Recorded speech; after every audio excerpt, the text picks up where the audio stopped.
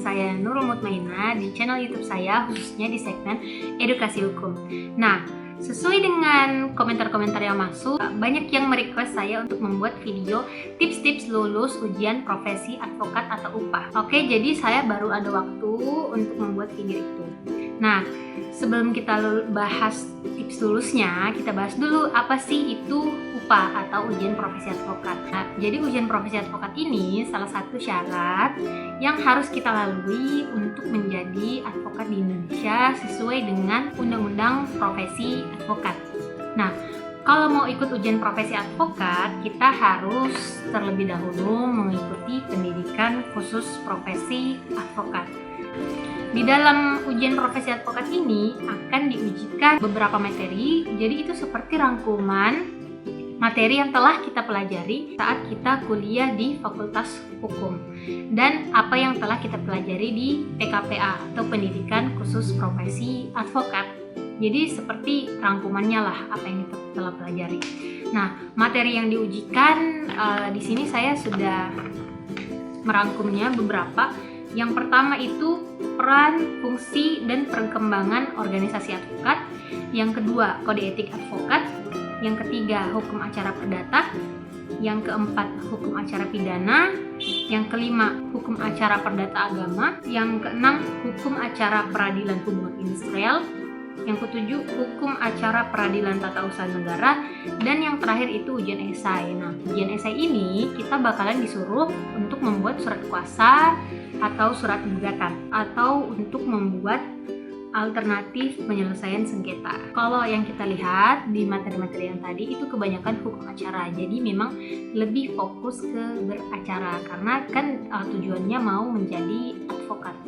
Kalau sekarang kita akan membahas jenis soal dan durasinya. Nah, durasi untuk ujian profesi advokat ini kan ada dua bagian. Yang pertama itu pilihan ganda. Pilihan ganda itu materi ujiannya ada 7 materi dan waktunya 120 menit atau 1 jam. Nah, untuk pengerjaan esai itu yang surat kuasa, gugatan, dan alternatif penyelesaian sengketa itu kita diberikan waktu 90 menit atau 1,5 jam.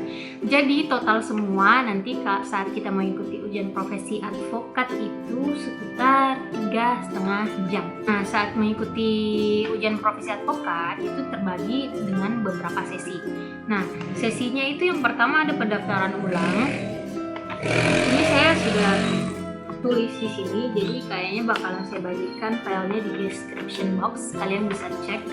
Nah, pendaftaran ulang itu kita mulai dari jam 8 itu 60 menit, dikasih 1 jam supaya semuanya itu bisa mendaftar ulang dan waktu untuk ujian tidak terpotong. Kemudian ujian pilihan ganda, setelah itu kita istirahat, itu istirahatnya cuma 30 menit. Dan kemudian ujian esai. Jadi ini ujiannya dimulai dari jam 8 pagi sampai jam 1. Ini disesuaikan dengan zona waktu masing-masing karena ini dilaksanakan serentak se-Indonesia. Jadi kalau misalnya di Jakarta dimulai jam 8, di Makassar dimulai jam 9, di Papua dimulai jam 10, seperti itu. Supaya bersamaan. Jadi tidak ada yang bisa membocorkan soalnya. Nah, untuk mempersiapkan ujian profesi advokat, saya sarankan kalian mempunyai buku seperti ini. Ini strategi sukses ujian profesi advokat. Penerbitnya itu Tim Edukalau, tapi kalau saya lihat sih ini udah mulai susah dicari di Gramedia, tapi masih banyak di Tokopedia, Shopee, dan e-commerce lainnya, kalian bisa beli. Ini saya sarankan supaya kalian konsisten latihan soalnya karena di sini sudah ada rangkuman materi-materi apa saja yang bakalan muncul di ujian profesi advokat.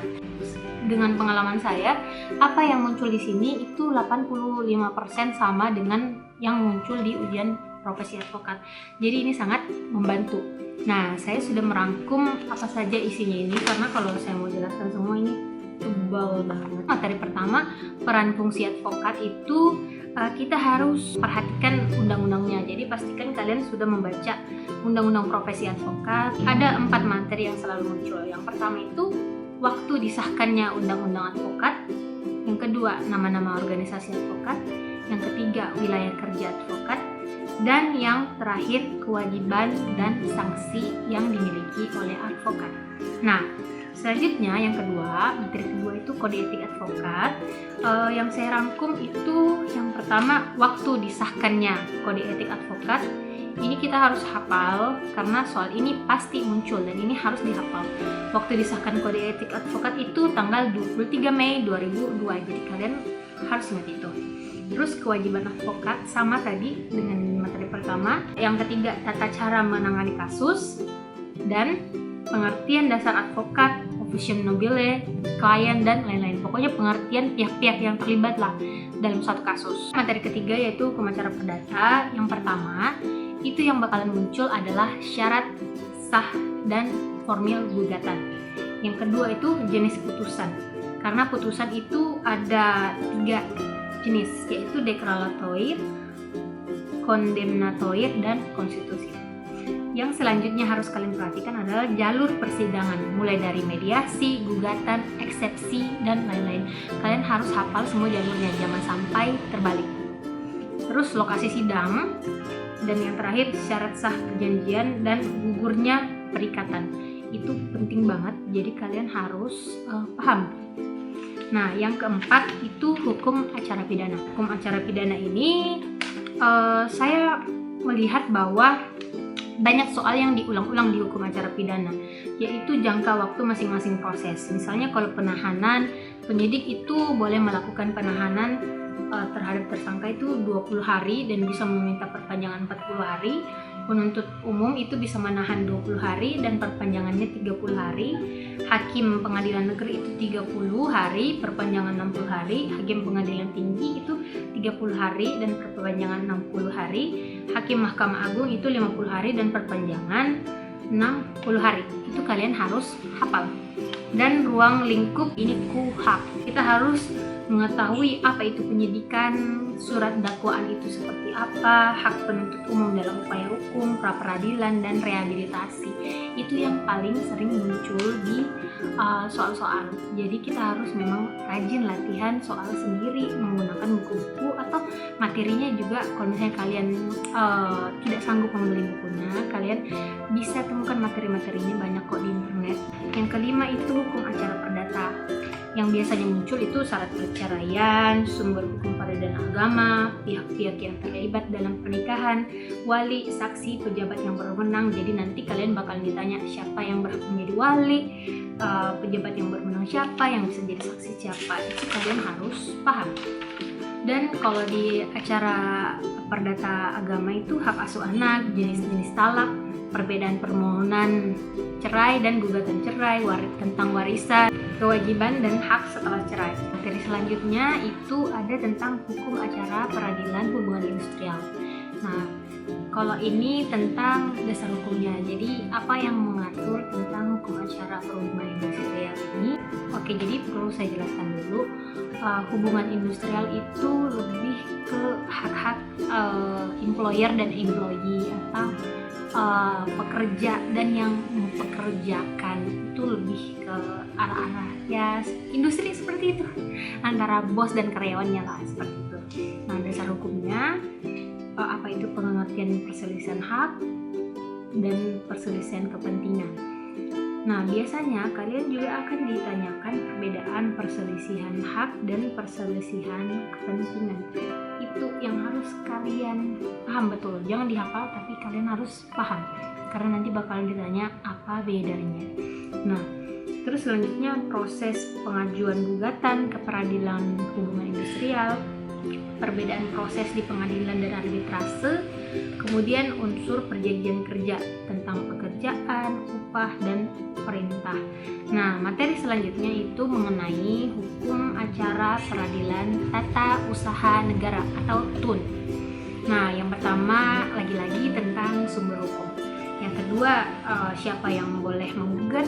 Perlu kalian ketahui kalau tata usaha negara itu batas ganti ruginya mulai dari 250.000 minimal dan maksimal 5 juta. Objek sengketa atau gugatan, sifat putusan individual. Kemudian kalian harus tahu bahwa keputusan TUN dapat dilaksanakan walau sedang digugat, tetapi bisa ditunda jika menyebabkan kerugian bagi penggugat. juga. Selanjutnya yaitu putusannya.